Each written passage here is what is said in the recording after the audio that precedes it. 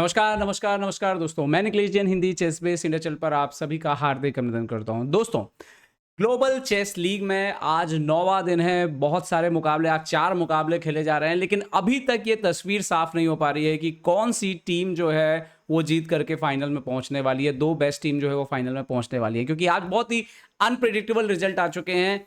और थोड़ी देर पहले ही मुंबा मास्टर्स ने सबसे आगे चल रही गंगास ग्रैंड मास्टर, जो कि विश्वनाथ नारायण जी की टीम है, उसको पराजित किया है। और इसके साथ ही अब कुछ समझ नहीं आ रहा है कि एक्चुअली में कौन सी टीम क्वालिफाई होगी। हालांकि अभी भी विश्वनाथ आनंद जी की गंगास ग्रैंड मास्टर और कार्लसन की एसजी अल्पाइन वॉरियर्स जो है वो पहले 2 स्थानों पर चल रहे हैं, लेकिन कल क्या होगा कोई नहीं जानता। खैर, गंगास ग्रैंड मास्टर जिस खास मुकाबले की वजह से हारी, वो मुकाबला था मुंबा मास्टर्स की कोनेरू हम्पी ने जो मैच जीता। वो मैच जीता उन्होंने चीन की हुई फान जो प्लेयर हैं। अब ये मैच बड़ा खास इसीलिए है कि हुई फान ही वो खिलाड़ी हैं जिनकी वजह से दो बार जो है कोनेरू हम्पी जो है विश्व चैंपियन नहीं बन पाई। तो ये राइवली जो है वो बहुत पुरानी है, और आज की जो जीत आई है वो जो बहुत महत्वपूर्ण समय पे जीत आई है, एक तो कमाल की जीत आई है। तो आइए देखते हैं उस मुकाबले को जो हम्पी जी ने जो है थोड़ी देर पहले ही कोनेरू हम्पी ने जीता है। हम्पी सफेद मोहरों से मुकाबला खेल रही थी। शुरुआत हुई यहाँ पर नाइट F3 से, जवाब दिया यहाँ पर C5 खेलते हुए इफान ने। सो C4, B6, B3, यहाँ पर थोड़ा सा अलग सेटअप जो है दोनों खिलाड़ियों ने लिया, और शुरुआती स्थिति में ही जो है तो ज़्यादा गेम जो है यहाँ पे खेले नहीं गए हैं। हम्पी जी ने किया यहाँ पे bishop B2। So now symmetrical English actually ये बन चुकी थी। डबल फेंचिटो वेरिएशन जो है यहाँ पर हो चुका था। D6, E3 यहाँ पर एमपी जी ने किया, और अब यहाँ पर नॉर्मल डेवलपमेंट करती हैं इफान, खेलती हैं नाइट F6। हम्पी ने खेला बिशप E2, इफान ने खेला यहाँ पर E6, और हम्पी ने यहाँ पर कैसल कर लिया। और अब नेक्स्ट मूव आता है यहाँ पर बिशप E7। ओके, तो डेवलपमेंट दोनों साइड से जारी था, बट जैसे ही हम्पी ने यहाँ पर D4 खेला, एक चीज़ क्लियर हो रही थी कि हम्पी को जो स्पेस है, वो वाइट का जो स्लाइट एडवांटेज होता है वो ऑलरेडी उनके पास है यहाँ पर। ओके, कैसल किया यहाँ पर इफान ने। सो हम्पी ने अपना एक और पीस निकाला, नाइट C3, CD4 यहाँ पर किया, नाइट D4, नाइट BD7। तो यहाँ पर नाइट के लिए जो है C5 वगैरह के स्क्वायर, C5, E5 के स्क्वायर जो है यहाँ पर उन्होंने खाली किए। ओके, हम्पी ने कंटिन्यू किया। हम्पी ने यहाँ पे खेला बिशप F3, और उनसे बोला कि आपका जो पोजीशन में सबसे अच्छा बिशप है उसको एक्सचेंज कर लीजिए। Okay, bishop F3, queen F3। तो इस एक्सचेंज का फायदा किसको मिला? कोनेरू हम्पी को मिला। ओके, नाइट E5 यहाँ पर आए, हम्पी यहाँ पे वापस क्वीन E2 आती है, क्वीन C7। यहाँ पर C फाइल को थोड़ा सा डोमिनेट करने की कोशिश वो कर रही थी, प्लान कर रही थी। खैर, हम्पी ने अपना प्लान कंटिन्यू रखा। रुक FD1, इन्होंने किया A6। आइडिया जरूरत पड़ने पे B5 भी आ सकता है, और दूसरा सबसे इंपॉर्टेंट था नाइट B5 को स्टॉप करना। हम्पी ने यहाँ पे रुक C1 खेला, और एक बार फिर से अगर आप पोजीशन को कंपेयर करोगे तो आप देखोगे कि दोनों रुक जो है वो सेंटर पर आ चुके हैं, मतलब अच्छी पोजीशन पर है। नाइट अच्छी पोजीशन पर है। ये बिशप कभी ना कभी इस डायगोनल पर अच्छा करने वाला है। क्वीन अच्छा लग रहा है यहाँ पर, तो और पॉन स्ट्रक्चर पे कोई वीकनेस नहीं है। तो वाइट ऑलरेडी स्लाइड बेटर था, क्योंकि यहाँ पे अगर आप देखोगे तो अभी भी ये पीसेस जो है वो बोर्ड पर आना जो है वो बाकी थे।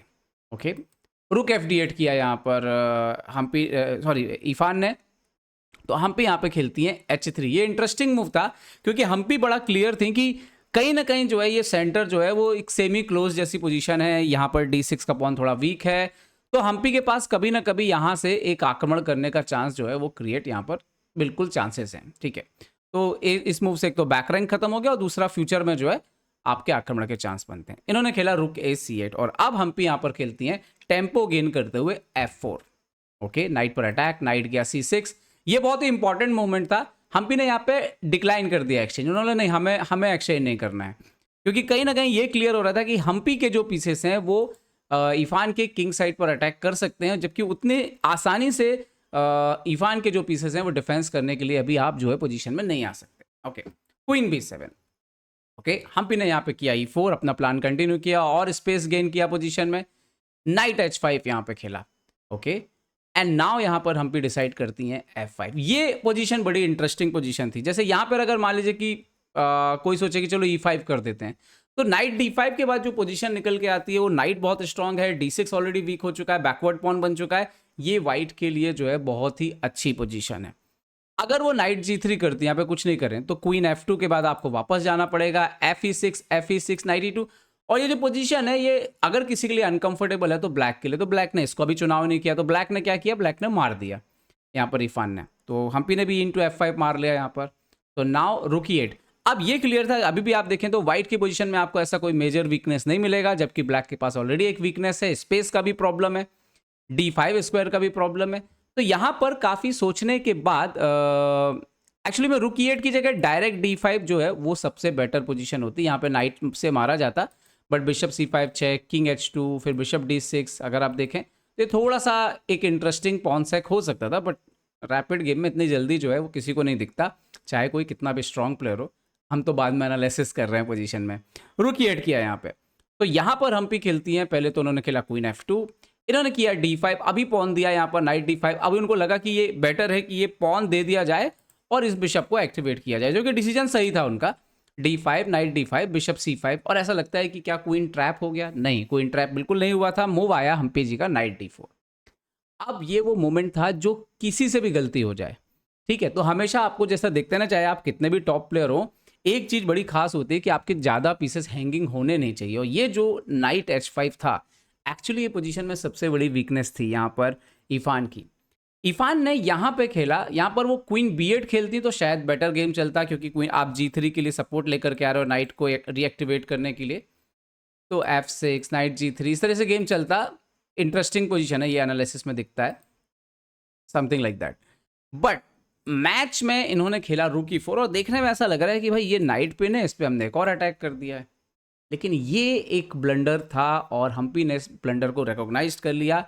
एक तो सबसे पहले एक कॉमन थ्रेट क्रिएट हो रही थी, वो थी क्वीन F3 से ये डबल अटैक का थ्रेट, क्योंकि दोनों पीसेस हैंगिंग है। तो हम्पी ने यहाँ पे गुड मूव निकाला, वो था B4। अब प्रॉब्लम क्या है B4 का, कि अगर बिशप इंटू B4 मार दिया जाए तो क्वीन F3 के बाद पीस लॉस जो है वो अनअवॉइडेबल है, मतलब पीस एक मरना ही मरना है आपका, क्योंकि आप ये नाइट पीछे जाएंगे अगर, तो नाइट F6 आ रहा है। तो आप बिशप B4 नहीं खेल सकते। अगर बिशप D4 यहाँ पे खेलते तो बिशप D4, अब यहाँ पे भी जो है वो दिक्कत कैसी है यहाँ पे, कि वो क्वीन F3 का जो थ्रेट है वो कंटिन्यू यहाँ पर जो है वो बोर्ड पर आ रहा है, ठीक है। सो और यहाँ पे मतलब इस तरह के थ्रेड भी आ रहे थे, जैसे आपने मान लीजिए कि नाइट D4 मारा, रुक D4, तो आप रुक D4 नहीं मार सकते बिकॉज ऑफ यहाँ पे आफ्टर इवन क्वीन D4 जो पोजीशन निकल के आ रही है, ये पोजीशन बहुत स्ट्रॉन्ग पोजीशन है ब्लैक इनके फेवर में। और अभी आप देखोगे कि ये वाइट के लिए जो है वो विनिंग पोजीशन थी। तो क्या करती, तो उन्होंने क्या किया यहाँ पे, उन्होंने खेला नाइट इंटू B4। ओके, तो हम्पी ने यहाँ पे चुपचाप क्वीन F3 खेला, और आप देखोगे कि ये तो ट्रैप हो गया पोजीशन। क्या करें, तो इन्होंने क्या किया यहाँ पे, नाइट G3 दे दिया। So knight into queen into G3 मार लिया। इन्होंने खेला knight D5, C into D5, queen into D5। अभी भी देखने में ऐसा लगता है कि वो नाइट जो है वो मर सकता है क्या, लेकिन यहाँ पर आफ्टर किंग H1 आप देखो, प्रॉब्लम ये है कि ये बिशप भी पेन है एक्चुअली में, तो ये बिशप से आप नाइट नहीं मार सकते बिकॉज ये रुक इंटू C8 जा रहा है। तो उन्होंने खेला queen into A2, but now bishop A1 अभी थ्रेट है, नाइट E6 का थ्रेट है, कभी भी किसी भी मूवमेंट पे नाइट E6 जैसे मूव जो है वो थ्रेट वो आ रहे थे पोजीशन पे। सो देन इन्होंने खेला यहाँ पर G6, FG6, HG6। तो नाउ हम्पी ने खेला नाइट F5। तो आप देखिए कि ऑलरेडी जो है पीस डाउन थी, किंग का पोजीशन भी खराब हो गया था इरफान का, तो उन्होंने खेला रुक C8। सो क्वीन C3 से चेकमेट लगा दी यहाँ पे हम्पी जी ने, उन्होंने बचाया E5 करके। तो यहाँ पे भी हम्पी जी ने खूबसूरती से डिफेंड किया, नाइट H6, किंग F8 और नाइट G4। अभी वो रुक जा रहा है, तो उन्होंने खेला रुक E4। तो देन हम यहाँ पर हम्पी जी ने किया queen G7 check, king E7। यहाँ पे एक्चुअली में बिशप F6 चेक भी आ सकता था, बट उन्होंने क्वीन, यहाँ पे टाइम कम था तो रिपीट किया, क्वीन G7, इन्होंने खेला किंग E7। सो नाउ यहाँ पे खेला नाइट F6। उन्होंने बोला कि चलो हम एक रुक तो एक्सचेंज और ले ले रहे हैं, यहाँ पे ऑलरेडी पीस अप है। रुक E2 खेला, उन्होंने कुछ और सोचा कि चलो कुछ क्रिएट करते हैं यहाँ पर। तो खैर हम्पी जी ने ऑलरेडी चेकमेट ढूंढी हुई थी, उन्होंने खेला रुक D7 चेक, किंग गया E6, queen into F7 check, king F5, knight D5 check, और इसके बाद रिज़ाइन कर दिया यहाँ पर हुए इरफान ने, क्योंकि मैच जो है वो बचना जो है वो संभव नहीं था। यहाँ पर चेकमेट जो है वो आ रही थी बहुत सारी। तो एक बेहतरीन मैच कोनेरू हम्पी जी का, और इस जीत के साथ मुंबा मास्टर जो है वो जीत गई है मुकाबला, गंगास ग्रैंड मास्टर्स को हरा दिया है। और अब देखना होगा कि कौन सी टीम जो है वो क्वालिफाई करती है, कौन सी टीम जो है वो फाइनल पहुंचती है। ये कल तक के मुकाबले में जो है वो क्लियर हो जाएगा। तो उम्मीद करता हूँ वीडियो आपको पसंद आया होगा, पसंद आए तो लाइक शेयर और सब्सक्राइब करना ना भूलें। देखते रहे ChessBase India. ChessBase India के लिए मैं निखिलेश जैन, जय हिंद दोस्तों।